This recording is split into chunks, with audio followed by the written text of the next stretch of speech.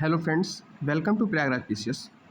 आज की इस वीडियो में हम कवर करने वाले हैं यूपीपी, यूपीएसआई, इसके अलावा आरआरबी, एनटीपीसी में पूछे जाने वाले हिस्ट्री के वो एमसीक्यूज़ जो प्रीवियस ईयर क्वेश्चन के फॉर्म में हैं। ये सवाल एमसीक्यू के फॉर्मेट में मैंने दिया है आपकी प्रैक्टिस के लिए, जिससे कि आने वाले एग्जाम में आपका प्रैक्टिस मैक्सिमम हो सके। तो चलिए शुरू करते हैं इस प्रैक्टिस सीरीज़ को। आपके सामने क्वेश्चन आंसर के फॉर्म में होगा और आप इसका जवाब एक बार देख के शॉर्ट नोट्स बना सकते हैं। तो चलिए शुरू करते हैं आज का ये सीरीज। सबसे पहला सवाल आपके सामने है, अशोक ने अपने पुत्र एवं पुत्री को किस देश में बौद्ध धर्म के प्रचार हेतु भेजा था? तिब्बत, नेपाल, श्रीलंका या थाईलैंड? तो इसका करेक्ट आंसर है श्रीलंका में। ठीक है, उनके पुत्र और पुत्री, अशोक की पुत्री का नाम जो था वो आपको याद होगा संघमित्रा था। ठीक है, संघमित्रा को भेजा था। कहाँ भेजा था? श्रीलंका भेजा था। नेक्स्ट क्वेश्चन है, कौटिल्य का अर्थशास्त्र कितने पार्ट्स में है, कितने अभिकरणों में विभाजित है? तो आपको ध्यान रखना है 15 अभिकरणों में विभाजित है। अशोक का अभिलेख भारत के अलावा मुख्यतः कहाँ पाया जाता है? तो भारत के अलावा मुख्य रूप से अफगानिस्तान से प्राप्त हुआ है। हालांकि अशोक के अभिलेख आपको श्रीलंका एवं ईरान से भी मिलने के साक्ष्य पाए जाते हैं, लेकिन मुख्य रूप से कहा जाए तो अफगानिस्तान से मिलते हैं। अगला प्रश्न है, किस शिलालेख में अशोक ने कहा है सभी मनुष्य मेरे बच्चे हैं? तो अशोक के पहले जो शिलालेख है उसके अंदर इस बात को बताया गया है कि सभी मनुष्य मेरे बच्चे हैं। अशोक के शिलालेखों के लिए पत्थर कहाँ से लाए जाते थे? तो उज्जैन से, पाटलिपुत्र से, चुनार से या सारनाथ से? तो करेक्ट आंसर हो जाएगा चुनार। तो अशोक अपने शिलालेखों के लिए चुनार से पत्थर मंगवाता था। मौर्य काल में राजकोषीय वर्ष किस महीने से आरंभ होता था? तो ये हिंदी महीनों के नाम है। इसमें से जो मौर्य काल का राजकोषीय वर्ष होता था वो आषाढ़ महीने यानी बारिश के महीने से शुरू होता था। ठीक है, परशिष्ट पर्व किसकी जैन धर्म ग्रहण करने की बात कही गई है? जो परशिष्ट पर्व जो जैन ग्रंथ की महान एक पुस्तिका है, धर्म ग्रंथ है, उसमें समुद्रगुप्त, बिंदुसार, चंद्रगुप्त मौर्य या अशोक? तो आंसर हो जाएगा चंद्रगुप्त मौर्य के जैन धर्म ग्रहण से संबंधित जानकारी हमको मिलती है परशिष्ट पर्व से। ठीक है, इस क्वेश्चन को आप ध्यान रखिएगा, क्वेश्चन ये आया हुआ है PYQ। ठीक है, तो परशिष्ट पर्व किसकी जानकारी मिलती है कि जैन धर्म ग्रहण किया था? तो चंद्रगुप्त मौर्य ने। चंद्रगुप्त मौर्य का संघर्ष किस यूनानी शासक से हुआ था? आपके सामने option Alexander, Seleucus, Ptolemy, Antiochus. आपको याद रखना है सेलुकस निकेटर। यूनानी लेखक एरियन ने चंद्रगुप्त मौर्य को क्या कहा था, तो क्या नाम दिया था? तो सैंड्रोकोट्स। आपको ध्यान रखना है कि एरियन ने सैंड्रोकोट्स कहा था। मुद्रा राक्षस ग्रंथ में चंद्रगुप्त मौर्य को किस नाम से पुकारा गया है? तो मुद्रा राक्षस में चंद्रगुप्त मौर्य को कुलहीन कहा गया है। ठीक है, दक्षिण भारत में आक्रमणों की जानकारी किस तमिल ग्रंथ से मिलती है? तो तमिल ग्रंथ अहनानूर। आपको ये नाम याद रखना है। ठीक है, आइए आगे चलते हैं। चंद्रगुप्त मौर्य की मृत्यु कब हुई है? तो चंद्रगुप्त मृत्यु 297 ईसा पूर्व में हुई है। चंद्रगुप्त मृत्यु के बाद कौन राजा बनता है, कमेंट सेक्शन में आप बताइए। चाणक्य किस विश्वविद्यालय में शिक्षक रहे हैं? तो तक्षशिला विश्वविद्यालय में चाणक्य शिक्षक थे।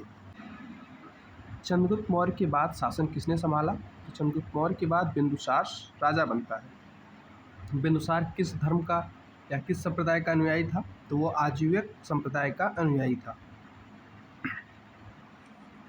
बिंदुसार को 16 राज्यों का विजेता किसने बताया है? तो चीनी यात्री या तिब्बती यात्री तारानाथ ने बिंदुसार को 16 राज्यों का विजेता बताया था। आपको ये ध्यान रखना है। अशोक मगध की गद्दी पर किस वर्ष बैठा? तो 269 ईसा पूर्व में अशोक मगध की गद्दी पर बैठा था। अशोक की माता का क्या नाम था? तो अशोक की माता का नाम था सुभद्रांगी। ठीक है, भारत में शिलालेखों की शुरुआत किसने की? तो भारत में शिलालेखों की शुरुआत अशोक के द्वारा की गई थी। इंडिका ग्रंथ में किसका वर्णन है? तो इंडिका ग्रंथ में पाटलिपुत्र के प्रशासन एवं उसके आसपास के क्षेत्रों का वर्णन है। वांडीवास का युद्ध 1760 में अंग्रेज़ों ने किसे हराया था इस युद्ध में? तो फ्रांसीसियों को इसमें कंप्लीट रूप से हराया गया था। बर्लिन की दीवार कब बनाई गई? तो 1961 में बर्लिन की दीवार बनाई गई थी। सोवियत संघ का विघटन किस वर्ष हुआ है? तो 1991 में सोवियत संघ का विघटन हुआ है। भारत की इकोनॉमी में वर्ष 1991 का भी बहुत ज़्यादा महत्व है। आप कमेंट सेक्शन में बताइए कि भारतीय इकोनॉमी में 1991 का महत्व क्या है। अगला है, ईस्ट तिमोर पर किस देश का शासन रहा है? तो ईस्ट तिमोर पर इंडोनेशिया का शासन था। चीन में लाल क्रांति किस वर्ष हुई है? तो चीन में लाल क्रांति वर्ष 1949 में हुई थी। बर्लिन की दीवार 1961 में बनने के बाद कब गिरी है? तो बर्लिन की दीवार जो है वो 9 नवंबर 1989 को गिरी है। हिरोशिमा पर परमाणु बम कब गिराया गया था? तो हिरोशिमा पर परमाणु बम 6 अगस्त 1945 को गिराया गया। वहीं पे 9 अगस्त 1945 को नागासाकी पे गिराया गया था।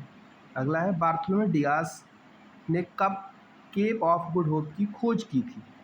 तो बार्थोलोमे डियास ने 1486 में केप ऑफ गुड होप यानी अफ्रीका का सबसे दक्षिणी बिंदु खोजा था। पुर्तगालियों ने भारत में पहला दुर्ग कब और कहाँ बनाया? तो पुर्तगालियों ने भारत में सबसे पहला दुर्ग 1503 ईस्वी में कोचीन में बनाया था। कोचीन आज की डेट में केरल में पड़ता है। गुप्तकालीन चांदी के सिक्के को क्या कहा जाता था? तो गुप्त काल के चांदी के सिक्के को रूपक कहा जाता था। गुप्तकाल में औषधि शास्त्र के प्रमुख विद्वान कौन थे? तो आपको याद रखना है, वाघभट्ट जो है वो औषधि शास्त्र के प्रमुख विद्वान थे गुप्त काल में। हर्षवर्धन ने कौन सी उपाधि धारण की थी? इसमें ऑप्शंस है और इसका करेक्ट आंसर है शिलादित्य। समुद्रगुप्त के इतिहास का प्रमुख स्रोत क्या है? तो समुद्रगुप्त के इतिहास का जो प्रमुख स्रोत है वो इलाहाबाद का स्तंभ लेख है, जिसमें उसके बारे में बहुत सारी जानकारियाँ दी गई हैं। चंद्रगुप्त विक्रमादित्य के दरबार में सबसे प्रसिद्ध नौरत्न कौन था? ये ऑप्शंस हैं और इसका आंसर कालिदास है। किस काल में स्त्रियों की संख्या पुरुषों के बराबर रही है? मतलब समान सम्मान की बात की गई है। तो गुप्त काल में माना जाता है कि स्त्रियों की संख्या पुरुषों के बराबर थी। गुप्त काल की आर्थिक विशेषता क्या थी? गुप्त काल की आर्थिक विशेषता कृषि और उद्योग को प्रोत्साहन देना थी। चंद्रगुप्त द्वितीय ने विक्रमादित्य की उपाधि कब धारण की और क्यों धारण की? तो चंद्रगुप्त द्वितीय ने विक्रमादित्य की उपाधि धारण की शकों के उन्मूलन करने के पश्चात। तो इस तरह से आज की इस वीडियो में हमने 37 मोस्ट इम्पॉर्टेंट क्वेश्चन देखे जो यूपीएसआई, यूपीपी एवं अदर एनटीपीसी रेलवे एग्जाम में क्वेश्चन पूछे गए हैं। इन क्वेश्चन का आप रिवीजन कीजिए और इसका शॉर्ट नोट्स बना के रख लीजिए, क्योंकि ये क्वेश्चन बार बार रिपीट होने वाले सवाल हैं, जिससे कि अगर ये सवाल आते हैं तो आपकी गलत ना हो। दोस्तों, इस वीडियो में इतना ही।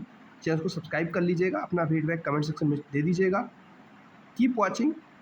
Thank you for watching.